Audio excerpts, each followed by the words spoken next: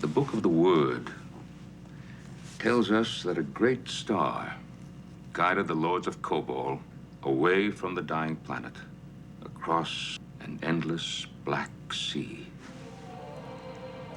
Old friend, this simple medallion is the symbol of my power, but it is also the symbol of our faith, handed down by the lords of Kobol through the millennia.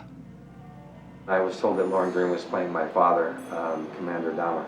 I was extremely happy. I thought you couldn't pick a better person, because I always felt that the commander, reading that story, needed to be an almost epic, biblical figure, to have that kind of strength and power and sense of command, and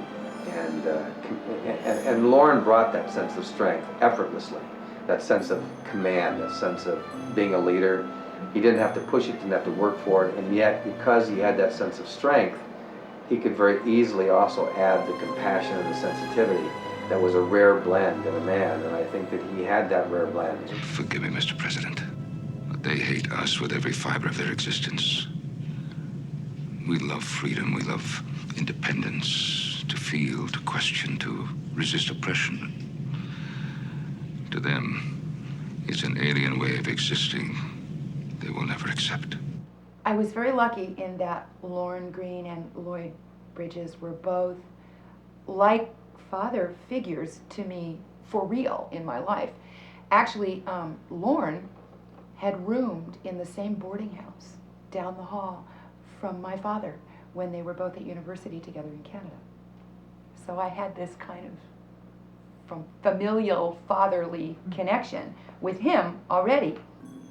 When I was growing up, I always I remember the Bonanza theme song, hearing that. As soon as I found out that Lorne Greene was going to be playing Adama, I was intimidated. I was a little scared to come in and meet him and see what he'd be like, but he was instantly so warm and caring and kind to everybody, and he was funny. He would tell terrible jokes, and we'd all laugh hysterically. And he had this great ability on the set to be able to tell jokes, get everybody just in a frenzy behind the scenes, and then they'd go action, and Lorne would be whew, and be absolutely serious, do the scene, and we'd be cracking up. It would take us a while to get ourselves together and composed enough to do it. That refers to the 9th Lord of Kobol. That's his seal. He was the last ruler before the 13 tribes migrated to the stars. 12 to settle our colonies. That's why you entered the void. You think you can find the clue to where the 13th tribe went? Yes. There was a commander of a fleet of survivors, and yet he had this sense that he would listen to whatever problem you had. He cared. I mean, that's a difficult combination to find in any actor, and I always felt that's what made Battlestar so powerful. He was so caring about each person in the cast. You felt special. And at Christmas time, instead of going out and buying a case of wine, something great, or champagne to give to every member of the cast, he would do personal gifts. And I was so touched that Christmas because he came to me and he was so excited about this gift he had found for me, and I still have it on my dresser. It was a small carved, a stone figure of a girl with long blonde hair in this different color of stone, this pretty blonde, and then she had a long gray, like a tunic. And it was so pretty and simple, and he said, I just thought of you when I saw this, and he said, I had to get it for you. And you get rid of things over the years, but that has always been very special to me. Lloyd Bridges, I was a longtime fan of Lloyd's. He's done so many different kinds of things. What I wanted to do was a warrior who wished they hadn't run.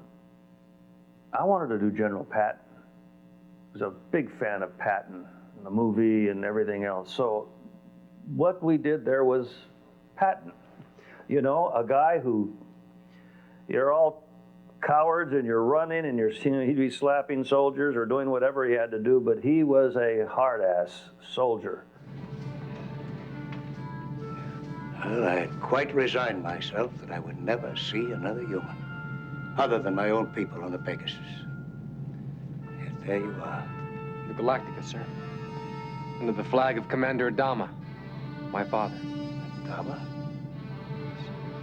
Yes, yes. Yes, I see it. Well, how is he? How is that old Madaka? Lloyd Bridges I'd known since I was 7 years old because his daughter Cindy was in my class. And we grew up together, we went to school together, and he was Cindy's dad. And I had known, I spent a lot of afternoons playing in the Bridges' backyard. That made it all the sweeter to be able to work with him as father and daughter in Galactica. He was just wonderful. You know, he was, you know, like George C. Scott, bigger than life and powerful and completely at odds with Eisenhower, Adama. You know, he wants to run the war differently. Let's stop and fight him. That episode with Lloyd was fun. He was great. He would work on scenes. He'd want to rehearse them and get them right. And he too had, that's a common thread, I think, on the show.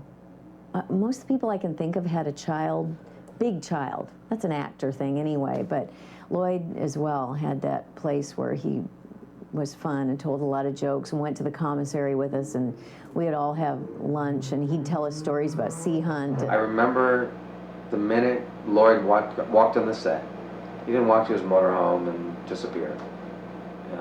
He literally walked to everybody on the set and introduced himself.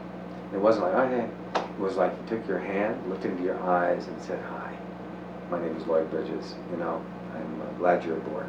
Glad you're working with us." Fred Astaire right away brings to mind, I was such an old film buff in my 20s already. I just loved old films, and I loved Fred Astaire. So this was the joy about Galactica, that some of the guest stars that we had were so phenomenal.